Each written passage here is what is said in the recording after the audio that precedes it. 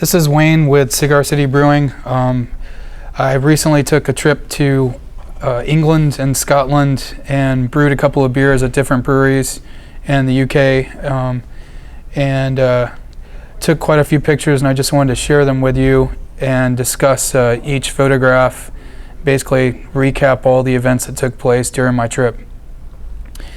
The first photo that you see is the Rainbow Project, basically describing who is getting paired with who, etc.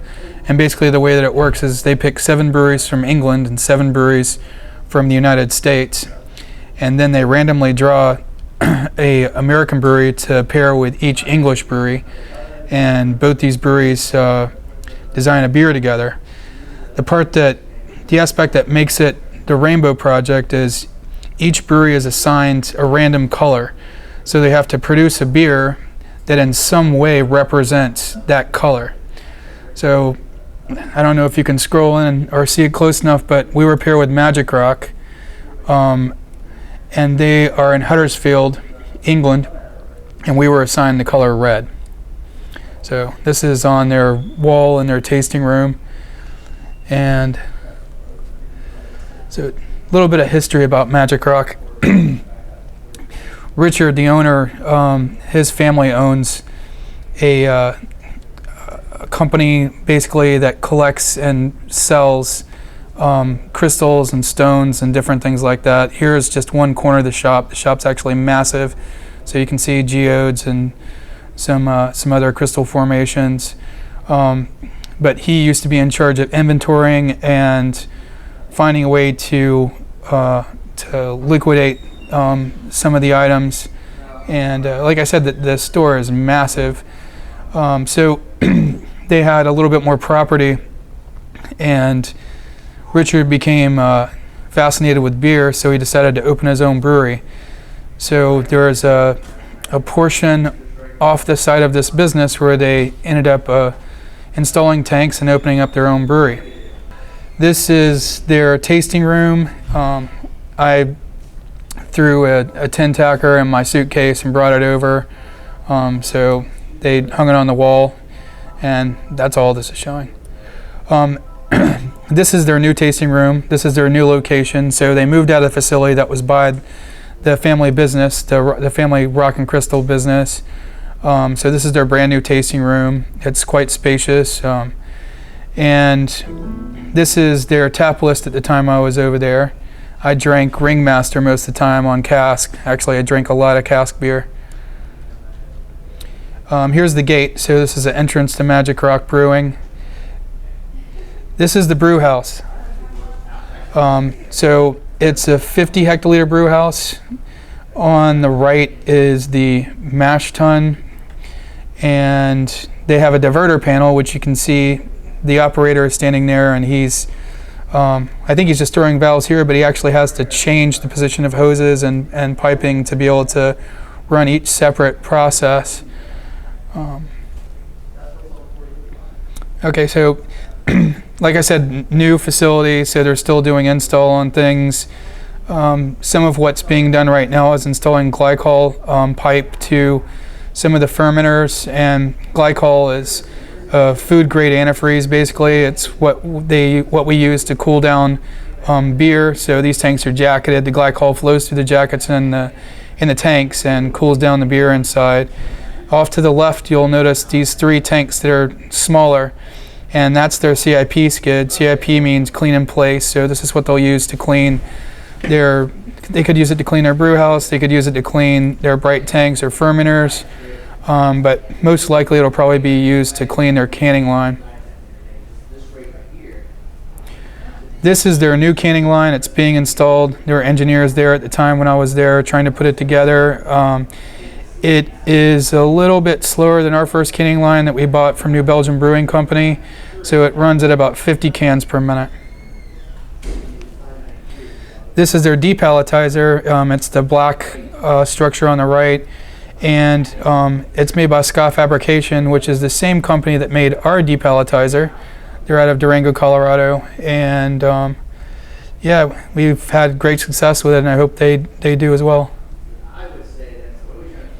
They have really unique artwork. I got to meet the artist. I really love what they do. It really helps them stand out. This is a pint of Ringmaster cask. So a pint in England is a little bit different than America. We have 16-ounce pints, and theirs, I believe, around 20 ounces. This is outside. This is the countryside outside of Huddersfield. Huddersfield, like I mentioned earlier, is where Magic Rock is located. So I happened to be there a good time of year. If you notice the purple formation on the hill in the distance, that's actually flowering heather. Heather is been used in beer for quite some time. I think beer that's probably most often associated with heather is actually a Scottish beer. It's called Froch. It's just another picture of the countryside. We're driving down the hill, back down the hill now. So here's a lake. This is the reason I took this picture is because each area that I traveled to has different type of stonework that they would use to build their buildings.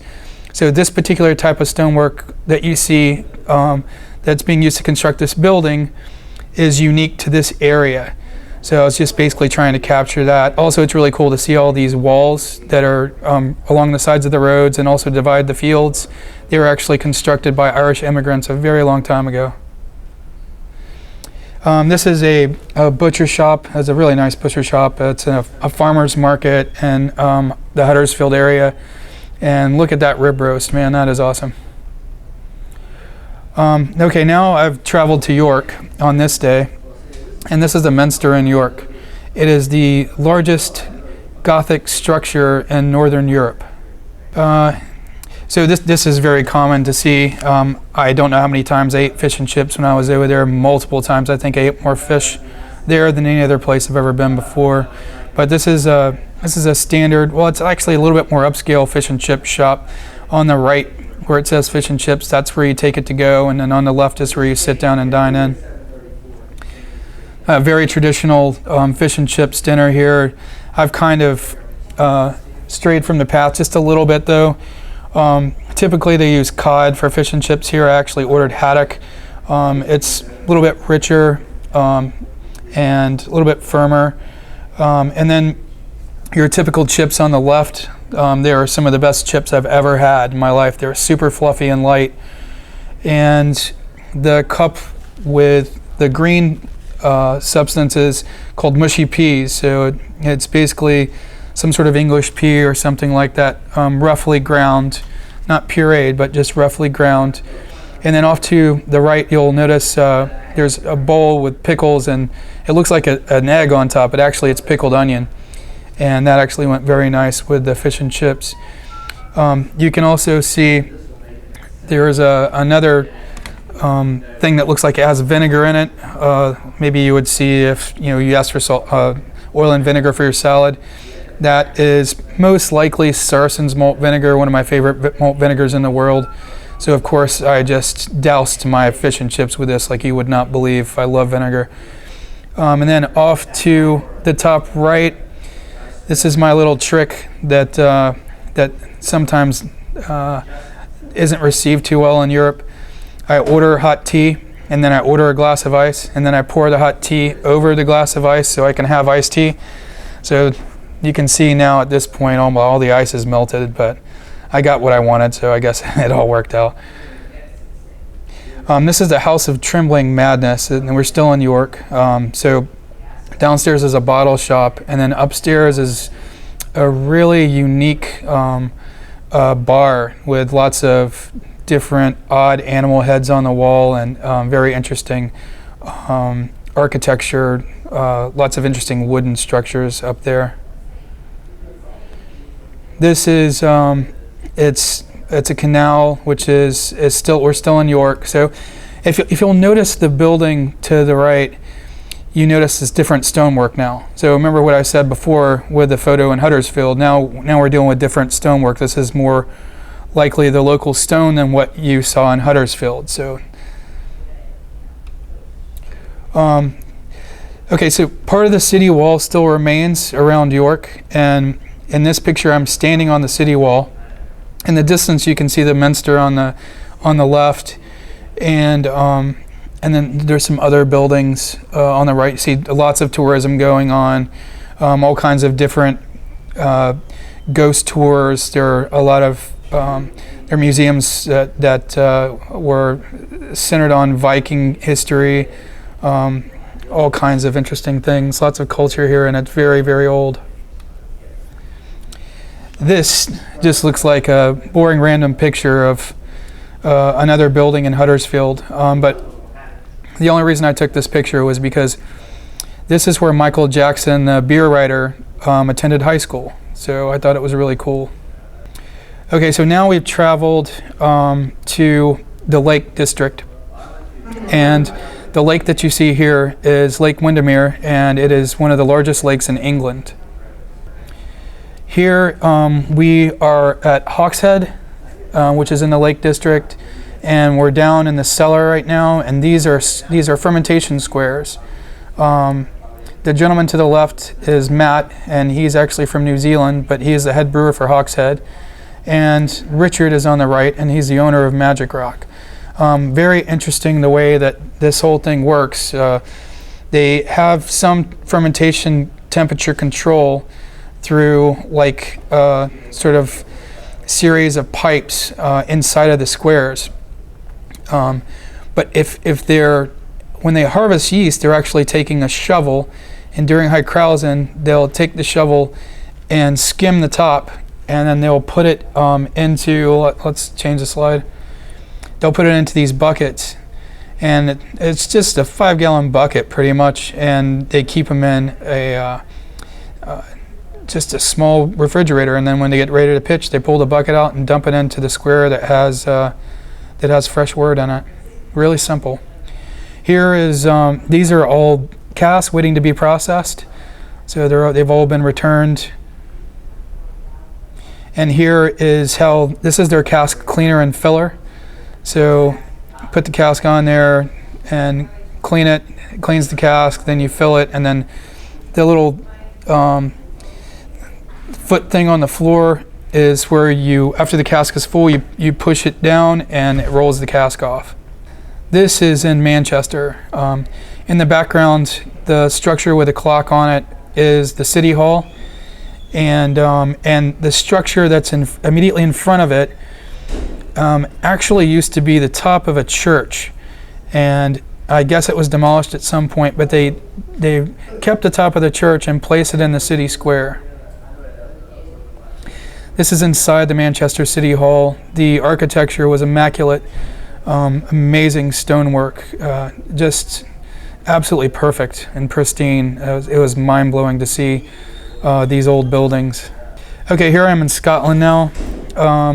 If you notice to my right, you'll see a big stack, and that building just to the left of that is Caledonian Brewing, and I'm about to go over there and start brewing beer.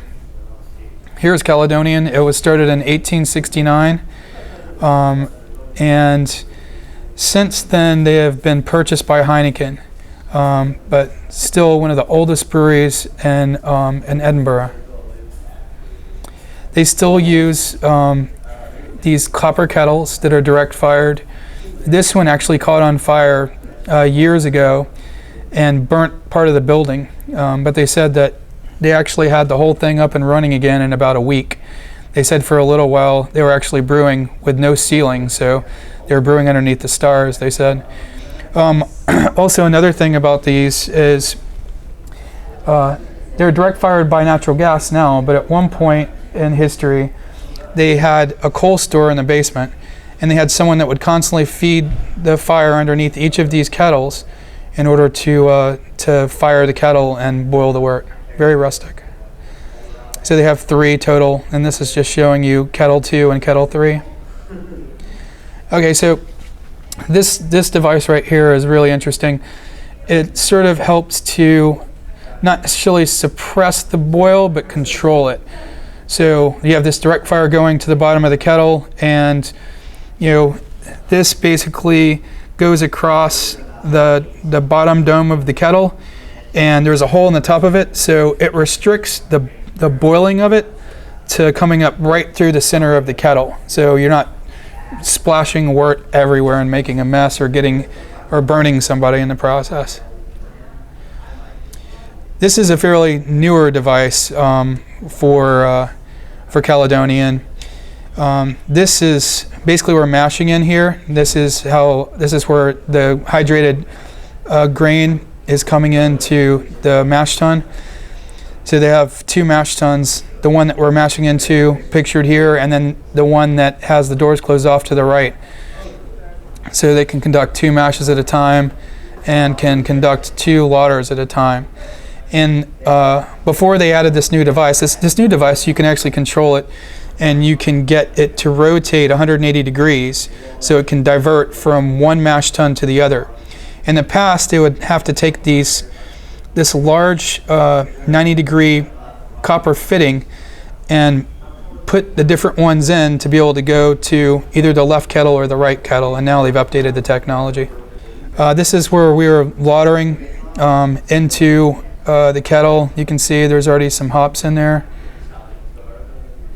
And this is just me during lauter. If you look closely in between the hood and the top of the kettle, just to the left of my right hand, you can see where the wort is coming in for lauter. Oh, and off to the right is the first hop charge going into the kettle. They use all whole leaf hops there. Here's an active boil. You can see some hop vegetation, some whole leaf floating on the top on the right hand side of the kettle. And you can see where the suppressor is making sure that the boiling wort stays in the center of the kettle instead of splashing all around on the outsides.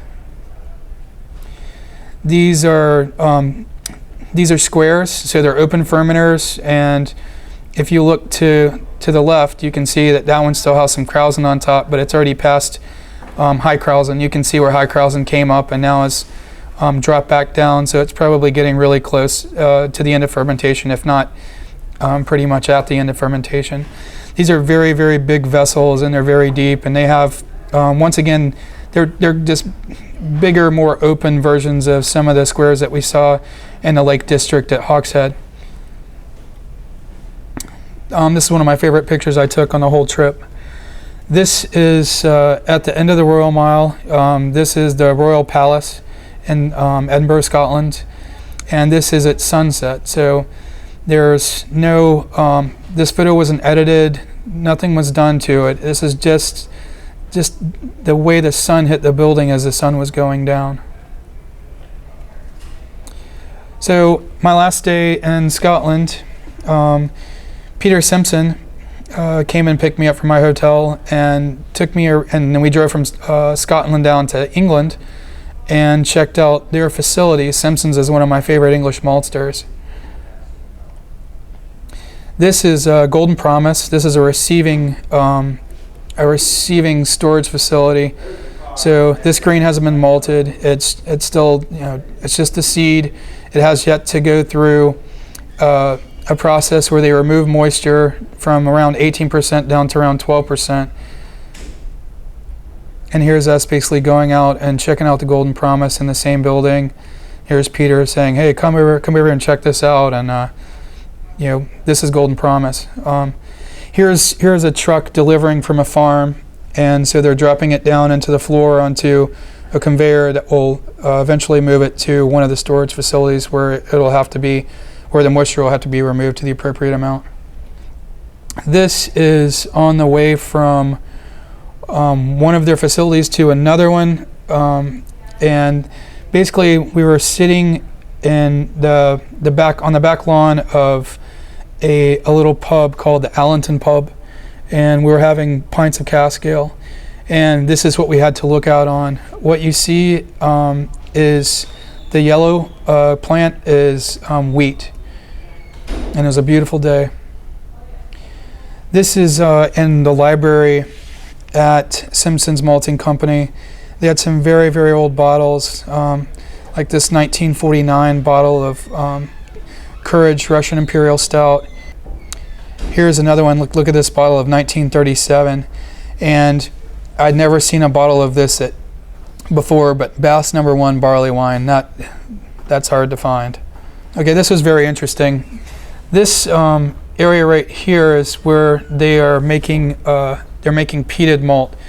So they're making it for it could be used for beer production, or also it could be used for single malt Scotch production. So basically, this guy is stoking up the fire right now, and let's change the slide. And here is the actual peat, which comes from a peat bog, and Peter is throwing it into the other peat that's already burning at this point. So they'll stoke it up really nice, and then the smoke will come up and go into another area, which we're going to see next. This room. So this room is about 1 or 2 floors above where the fire is being fed, and the smoke you see is actually peat smoke. So it's creating some very nice peat smoke characteristics. They work at different levels. They have different levels of peated malt, from 50 ppm to 100. They said that this year their biggest client was Japan, which was kind of surprising to me, but they said next year they think their biggest client will be the United States. So I've skipped part of the process. There's a lot of cleaning that takes place before we get to this process.